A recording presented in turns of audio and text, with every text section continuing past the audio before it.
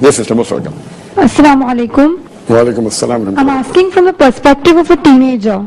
Today it's very common to have people so-called falling in love, and I would like to know that how do I convince my Muslim friends who have so-called fallen in love to go about, and how to refrain from falling into the vices of staring and stuff like that. And the second question is that if the girl or guy is virtuous, then how should I ask them to go about?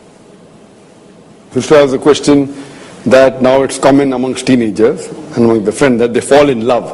So how can she convince that falling in love is wrong? And what if the girl and boy are virtuous? Correct? That's the question. Yeah, I mean if the girl likes the guy and the guy is virtuous, so the guy likes the girl and the girl is virtuous. Without haram activity, that is telling or anything like that. Just liking the girl for her character, modesty and stuff like that. First thing that normally when teenagers fall in love, normal style, so how can you convince it's wrong? And on the other hand, if they are virtuous, then is it allowed without staring, without haram, is it allowed or not? First, the general category of falling in love, how does it come about? It comes about by breaking the hijab level. It's not like that, sometimes wonder, why is this girl choosing this boy? The boy is so ugly. And so, this girl is so ugly. So it is when you talk, you start liking things, it may be weird. So therefore, interaction, too much unnecessary interaction between the opposite sex is to be prevented. Not that you can't speak, but if you speak to opposite sex, you have to lower your gaze. So all these things happen because of not following the hijab level. Maybe the girl is not wearing the proper clothes, Islamic clothes, or the boy is not wearing. Or maybe they are wearing Islamic clothes, but the clothes per se is not only hijab. That is one aspect of hijab, the extent. The extent, it should be loose, it should not be glamorous, it should not resemble the opposite sex, it should not resemble the non-Muslim. Besides the clothes, the way you talk, the way you walk, the way you behave, the way you think, all this comes into hijab.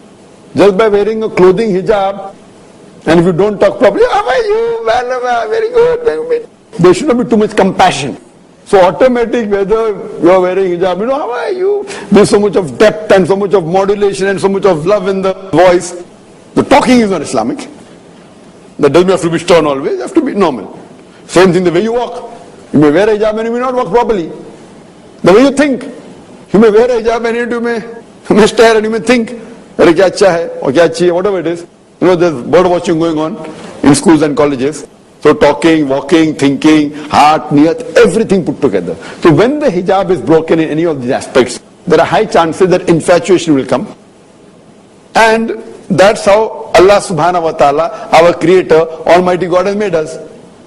If you keep on talking opposite sex and nothing happens to you, then you require a psychiatrist. If you keep on talking often to an opposite sex and say, I talk but nothing happens to me, so you require a psychiatrist. Something has to happen. There's something wrong with you. If you follow Islamic principle, lowering the gaze, saying to be in the hijab level, then nothing happens, that is fine. Then you're a normal human being. You keep on talking, hello, hi, shaking hands, comment, pinching, everything goes on. So these things, that's the reason then you fall in love. Now, in these cases, in colleges and schools, the criteria for love is far away from the Islamic criteria. 99.9% it is not virtue. If it was virtue, one of them would have stopped. Maybe he is virtuous but not very virtuous, but alhamdulillah better than the others, and yet he may fall in love. That's possible. He may not be able to tempt the feeling. If the hijab, the girl or the boy has a little bit lowered and they get into that infatuation, attraction, and yet they may be virtuous but not totally. There's nothing like love before wedding in this sort of cases. So there's nothing like LBW, LBW you have in cricket, nothing like love before wedding in Islam. Therefore I always say, it is more important to love the girl you marry than to marry the girl you love. It is more important to love the girl you marry than marry the girl you love. We have these Romeo and Juliet, Laila, Majnu, Shiri, Farad. And people say that if Laila, Majnu or Romeo and Juliet would have married, they have come to know what is the problem, they would have had a married life. So it's always more important to love the girl you marry than to marry the girl you love. Now coming to the second scenario, where sister has asked that there's a girl and a boy. Both of them are Islamic, both of them are virtue, but they fall in love. One side, two sides, she didn't say. One side. Two sides is difficult, no? virtuous. So she's taken on the one side, falling in love with the person, and the thing is there that Islamic, is it allowed? So if a person is a virtuous girl, she is not breaking any rules of the hijab, she is following all the hijab rules, talking, walking, everything, alhamdulillah. But she knows of a person who is also virtuous, and she is fallen in love. Is it accepted? It is accepted. Accepted that she desires to marry a boy who she knows of, who is Islamic, it's accepted. But it's not the love that we have in today's age. That is one-sided. The best is, if she knows that she should propose. Simple. She should propose Islamically. Maybe through a brother, through a father, through uncle. Send the proposal. So if she's fallen in love, fine. That should not stay for long. Fine. As you said, teenage. Fine, teenage also no problem. On the higher side of the teen, no problem. Propose. Send the proposal. Don't wait for too long. You may never know, you may break the barrier of hijab. Now she's Islamic, she's not done anything wrong, she's fallen in love. Propose Islamically. If you don't propose, then there may be problems. You may not be able to maintain your hijab level. So she sends the proposal, and then if she's also Islamic, and he also wants Islamic girl, everything goes fine. If it doesn't, then leave it to Allah subhanahu wa ta'ala. Then if she's Islamic and if he has rejected her, then she should try and find someone who's more Islamic or less Islamic who likes her. So Islamically, if she likes someone on the basis of Quran and Sunnah, because he is virtuous, no problem, accept it. She has not breaking law of the Sharia. She should send the proposal as soon as possible. Don't wait.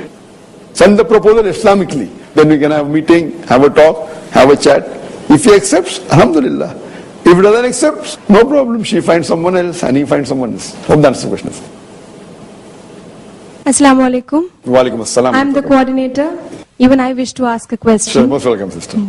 According to Islam, what are the important duties of a wife towards her husband? As far as the duties of a wife towards the husband is concerned, but natural, she should see to it that she is a good wife. As I started my talk today, the session, with the verse of the Quran of Surah Baqarah, chapter number 2, verse number 87. Hunna libasul lakum wa antum libasul lahunna. That they are your garments and you are the garments. Your wives are your garments and you are the garments. The men, the garments of the wives. Now what is the role and duty of a garment? The main duty and the role and the purpose of a garment is to protect one another, is to conceal one another, is to beautify one another. So the duty of the husband and wife that they help each other, they conceal each other's faults, they beautify each other, and they strengthen each other. So this is the role of somewhat like hand and glove. Furthermore, if you analyze that the Quran has referred to the woman as muhsana.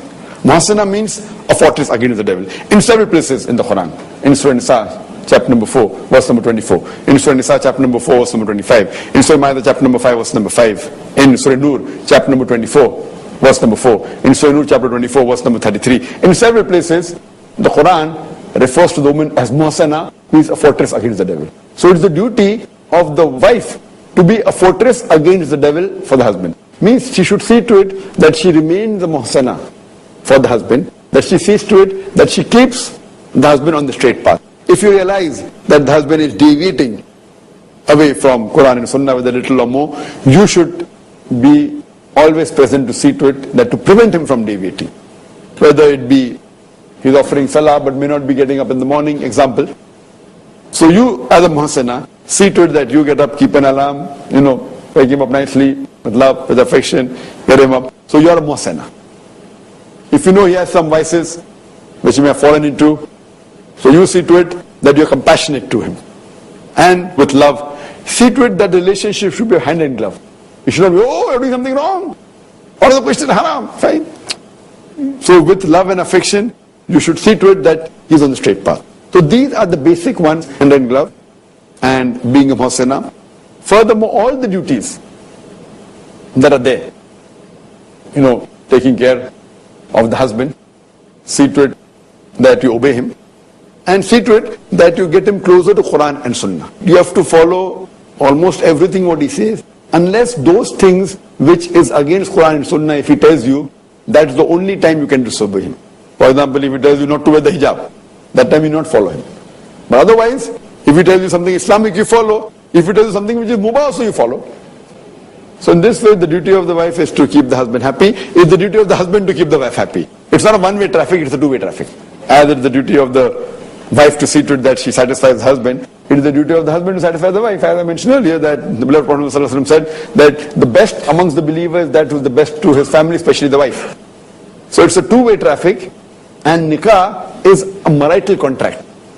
Nikah is a marital contract. It's an understanding between both of them. And how well they live, how well they understand each other, it all happens if you're close to the Quran and Sunnah. But see to it that not that you are only outwardly close to Quran and Sunnah. It should be inwardly.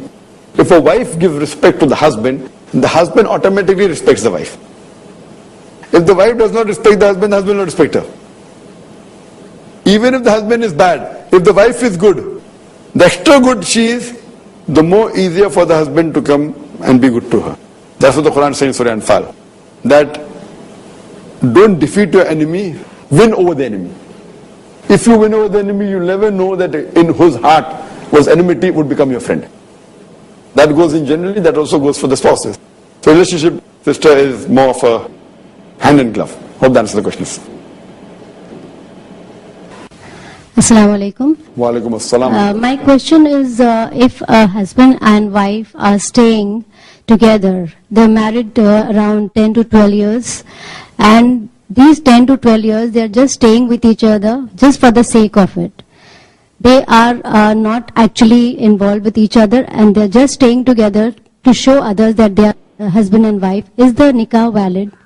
Starts the question that if two couple, man and woman, are married with one another, they're staying for more than 12 years, but they aren't having a relationship, but they're just telling to show the world, is the nikah valid? Is nikah is valid? Why should the nikah break? Nikah is valid. Whether they want to continue or not is secondary. Whether the good husband and wife is there, but the nikah is valid. Because they are married. If they did the nikah according to the Quran and Sunnah, the nikah is valid. They have not said talaq. Talaq is not that valid. Both may not be good husband and wife to each other, that's a secondary question. Because having relationship is not compulsory for the nikah to continue. Having relationship is not compulsory for nikah to continue. So they may not be good husband and wife, but the nikah is valid and they are yet husband and wife. Hope that answers the question. Assalamu alaikum. Wa alaikum assalam. Now